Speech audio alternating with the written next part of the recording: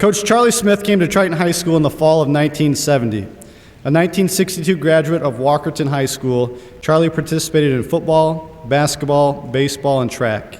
He went on to earn a bachelor's degree in secondary education at Manchester College. While at Manchester, Charlie played football and ran track. Charlie began teaching physical education, health, general business, and business law at Triton in 1970. It was at this time that he also began his coaching career at Triton. Charlie began coaching varsity football and coached the Trojans 4 seasons. He also was an assistant track coach for 1 year, head track coach for 3 years, and the head baseball coach for 1 year. In his 4 seasons as the Triton football coach, Charlie compiled a record of 27, 9, and 1. He won the Three Rivers Conference Championship in 1971, 1972, and 1973. He coached his teams to a season-best record of 8-1 in 1970 and also 1972. Coach Smith also coached varsity track from 1972 to 1974, winning the Three Rivers Conference Championship in 1972. Coach Smith left Triton High School at the completion of the 1973-1974 school year to become the first head coach at Tippecanoe Valley High School. He had a very successful career at Tippecanoe Valley, posting a career record of 74-10 during his 9 seasons. He led the Vikings to 6 TRC championships, 1 state runner-up, and 1 state championship in 1979. Charlie eventually got out of education and got into banking. He worked for 28 years at Lake City Bank and served as the executive vice president, leading the commercial banking team. Coach Smith is a great teacher, coach, contributor, and an even better person. We thank Coach Smith for his years of service. Accepting the award tonight is Coach Smith himself. Please help me welcome Coach Charlie Smith.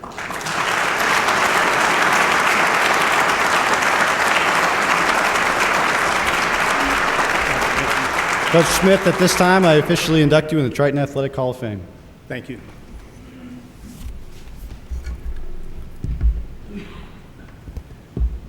"44 years ago, I see that picture up there, and I had maybe close to a 6-pack. I've changed that in for a keg now. In fact, I've got my Triton tie on tonight, and I meant to have a yellow shirt as well, but I couldn't get the thing buttoned around the neck, so we got the traditional white one.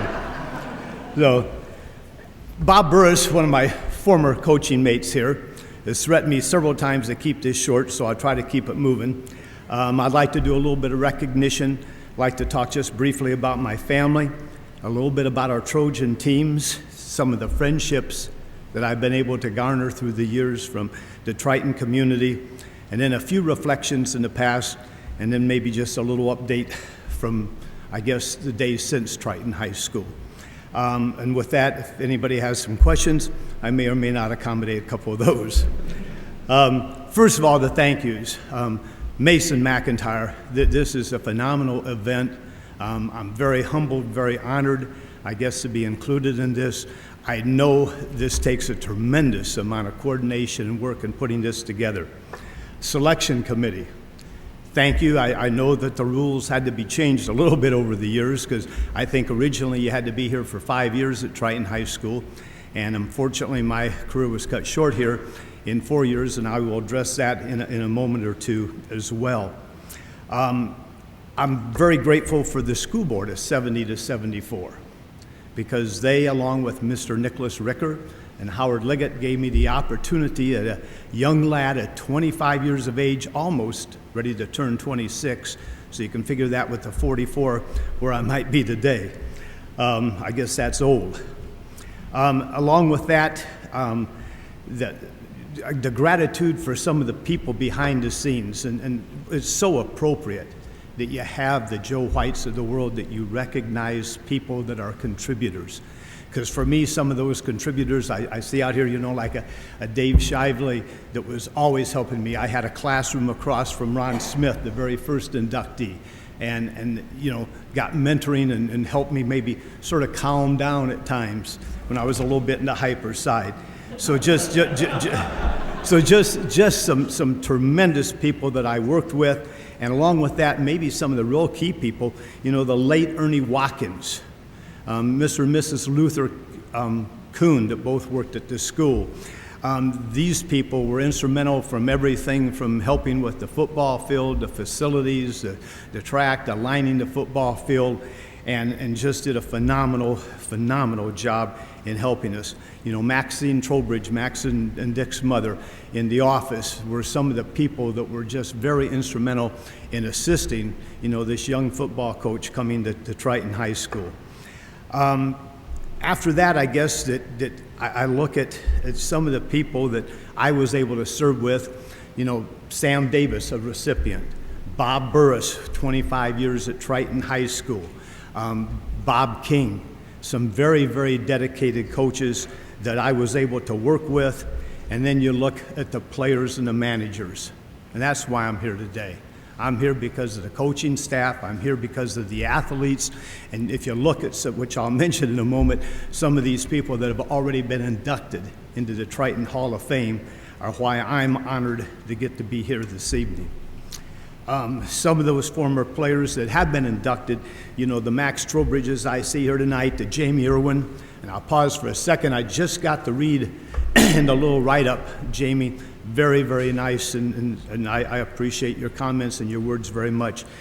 Danny Sharp, Steve Gokenauer, all elected. Well, they played in those glory years at Triton High School when I was having a lot of fun. And, you know, a lot of other people here in the audience were part of that team. Appreciate you being here. And literally, it will be some of the cherished times in my life. I'd like to real quickly just go through my family that's with me here tonight. My wife, Ann, sort of wave out there if you would, my partner. What is it now, about 14 years that we have been together.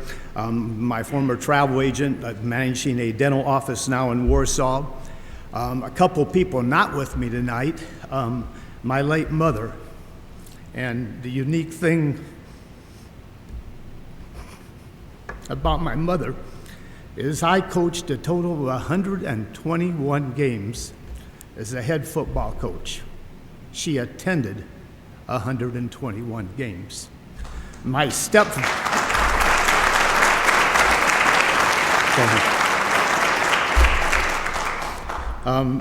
my late father died after 30 years of marriage to mother.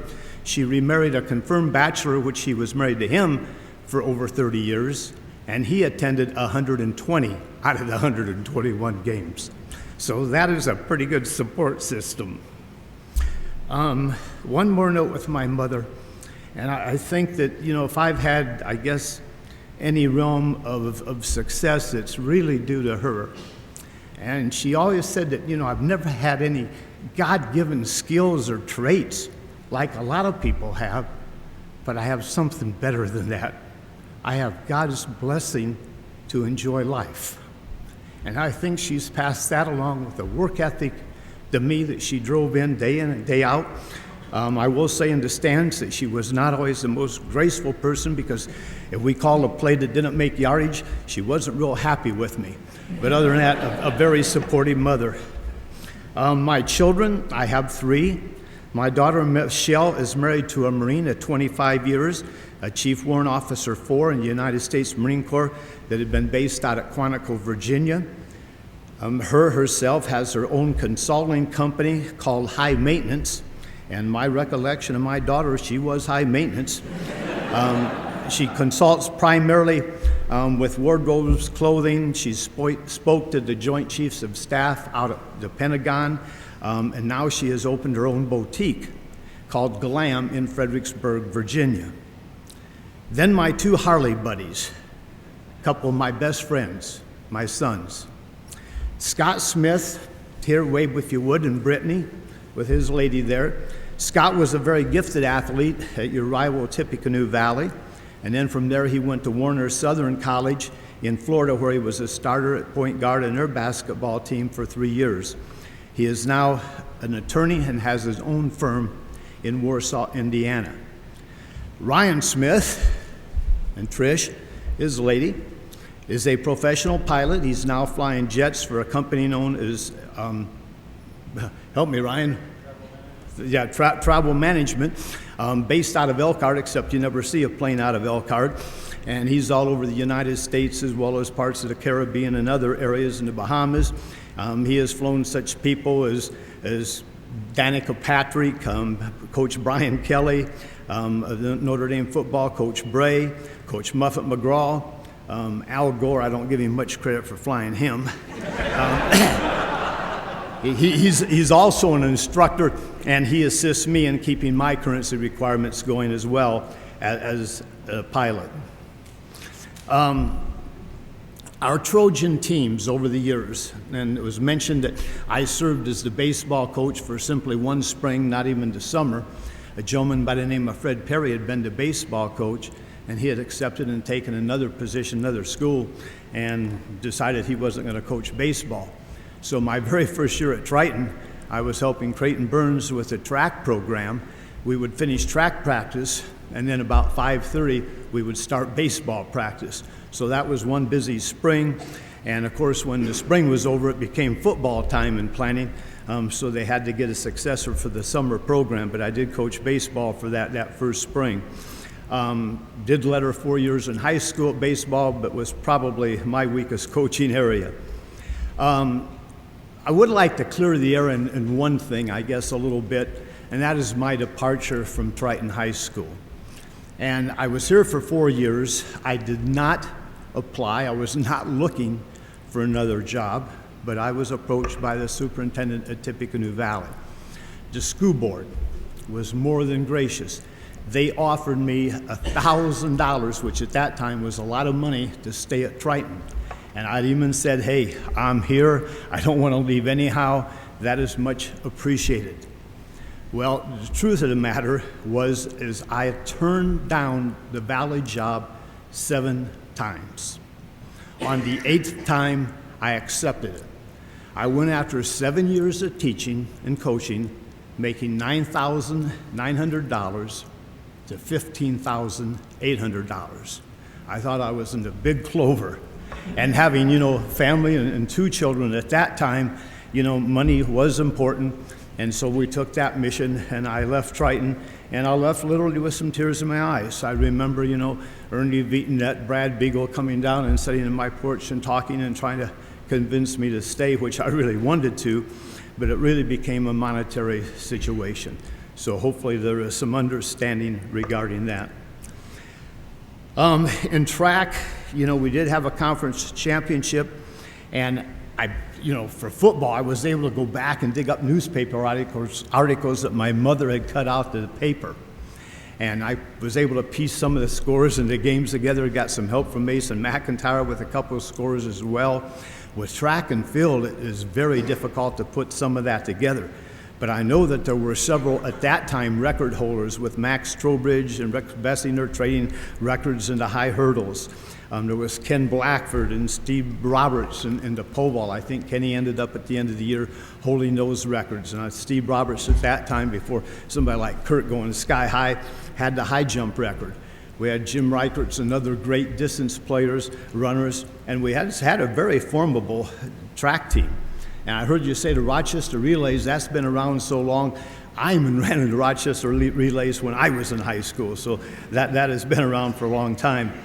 And I think one of the things in track that we attempted to do it, you look at it as a very individualistic sport. But when you start running or vaulting or anything else for your teammates, you can do it with just a little bit more fire. It's sort of like the relay that you were talking about, Joe, that, there's some extra pressure in those relay teams. Well, it can be the same way in individual events. And I really enjoyed my days of coaching track here as well. Now with football, that, of course, was, I guess, if you call it the main sport that I enjoyed, was the one I played in college and enjoyed coaching. I remember 9 losses and 1 tie at Triton High School. And what really grates the heck out of me of those 9 losses is 6 of the 9, we lost 3 by 1 point, and we lost 3 by 6 points. I think if we could get suited up, some of you guys, Jamie and Max, we could go back and we could rectify some of that. In the 37 games, you look at that then, we should have been 34-3 if I would have been a little bit better. And that wasn't Bob Burris's or Bob King's or Sam's fault. That, rested my shoulders here. With that, we had a total of 10 shutouts in the 37 games. And with that, we had 3 clobberings. Our first year, we got beat by an undefeated team that went undefeated through the season in Brigham by a score of 28-0. And I think that we'll agree, Max, that if we would have had them in a dry football field, it would have been a little bit different. It just poured that night, and they were huge. The day before my son Scott was born, we lost to LaVille, and we had 5 turnovers in that game and lost 27-7. And then in our very, very last year, we lost to Plymouth 26-7. And a lot of people say, what do you say to your team at halftime when they're down 40-0? And I said, I have no idea. And I've been fortunate, 121 games, no team at Triton or Tippy Valley ever scored more than 4 touchdowns in a game. And at Triton, were we a defensive team or an offensive team? Maybe more defensive. The final year, when we only ended up 6-4, through the first 9 games, we gave up just 43 points. And still ended up 6-4 with that, with 1 0-0 tie, and then getting beat by Plymouth, and I think our only time we ever played them in school history. The players that, I stand up here for and honor tonight, and I think they can testify to this, I don't believe there was a team around that worked any harder, put in any more in their physical conditioning, and played any more unselfishly than what they played. And it's one thing when you want to be a great athlete in any sport, but when you sacrifice that for the team effort and worry about the glories at the end of the season, it makes a huge, huge difference. The other thing that I remember is it seemed like that we had more than the average player as far as intelligence. We had some very sharp kids. Many of them went on to college, or many of them are in successful fields right now, and they're doing quite well. And that helped us to form our Triton Trojan family, which I will forever be indebted to and will be a warm spot in my heart. Friendships. I've been fortunate enough to form many of those. A couple players I never even got to coach, in Larry Kuhn and former Judge Mike Cook. I remember the Joe Sharps and the Larry Lemlers and some of the independent basketball we played with the Feldmans, and really some great memories I have of going back. Max Trowbridge and Gary Enders and Dick Trowbridge. I've been doing a little fishing with them. And Enders lies about how many fish he catches all the time. And we're going to have a little competition come this April. And I'm counting. All right? Then there's been people in the business world. Jay King out here played in our first year, played end in both offense and defense, and Steve Gokenauer. Both of us, the 3 of us, were in the banking community together. And then the former Rich Rhodes, or not former, Rich Rhodes was a former winner here, and basketball player was, at the Bulls. We did some banking with him. You're not supposed to talk about that, but I don't work there anymore. But we did a little banking with him and helped him out with some of his endeavors. So there has been some connections over time. I bump into Ed Rock at the restaurant now and then, Luke Becknell at the YMCA, and it's those kinds of relationships that I really cherish. With that, just a couple of reflections that I would look back upon. And some of these are even away from football, but I remember at the Irwin Pond teaching swimming lessons. I went back to, I think it was in Angola in cold weather, and got my WSI, a water safety instructor, where I could instruct beginning swimmers and life-saving, and would take the bus, and I think that was the part that almost killed the kids with me driving the school bus out there, but would go out and we would have swimming lessons at their pond. I remember winter runs when school was called off, that we would call up the track team that were distance runners that were not involved in basketball, and would go out for a run and maybe push 2 or 3 cars out from the snow during that time. And it sort of was a bonding period for the track team, and especially some of those distance runners. I remember testing the durability of sideline markers and pylons and clipboards. It just doesn't seem like they made those very well, and at times would have to try to misplace those. I remember in 72, 73 year that Charles Kraft, one of our managers, was the narrator for a program called This Is Your Life, And I'm sitting in the group with everybody else, and all of a sudden it's This Is Your Life, Charlie Smith. And they brought in my mother, they brought in some of my former coaches and people from both my high school and college life, and that was a very warm and enduring moment in my life. I remember a Gary Enders coming in, and he accidentally left his car running with the keys in it and locked before a ball game. But more than that, Enders, I remember right before halftime, we're in the 1 yard line, and we score a touchdown. And the dummy is offsides. They call back the touchdown, half is over, no points. We go in, and back in those days, they didn't make very good blackboards. They had these portable blackboards. And some people think it's my fault. It was Enders' fault. I accidentally put a hole about like that in the blackboard. We always wore our little short sleeve shirts and our ties, and I pulled the arm out, and I didn't realize this till I finished my pep talk. Blood was coming out, and I had the team's full attention, and I will say, Gary, we had a pretty good second half after that.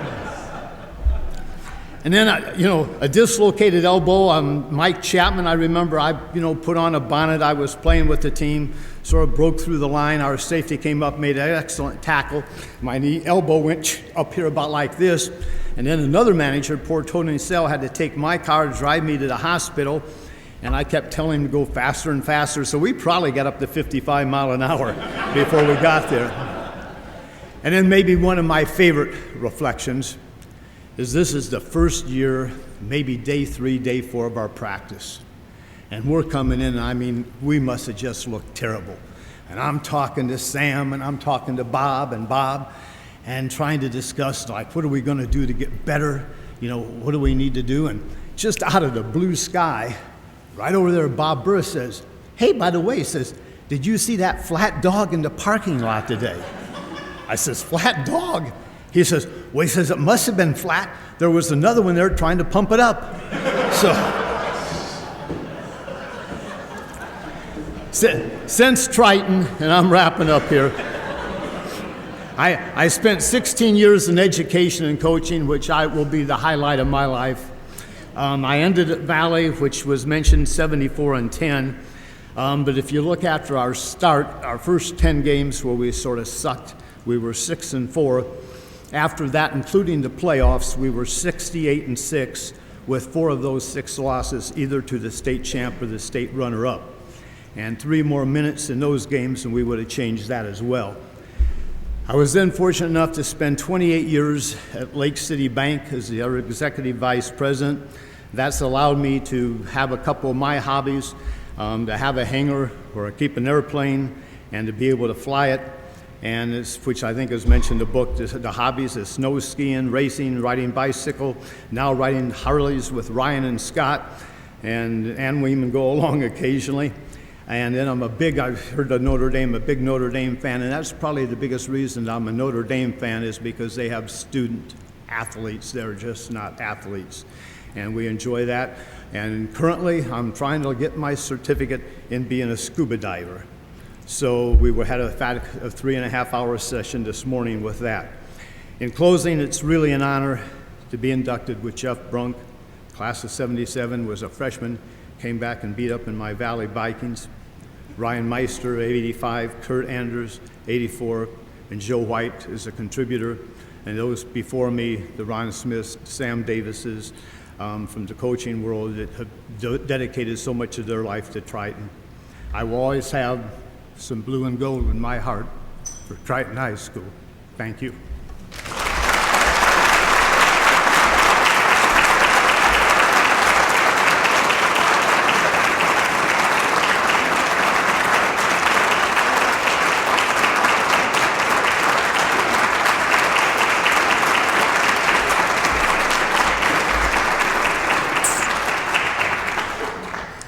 Over the years, I've heard a lot of people talk about playing for Coach Smith, and I've heard a lot of different words used to describe his coaching style.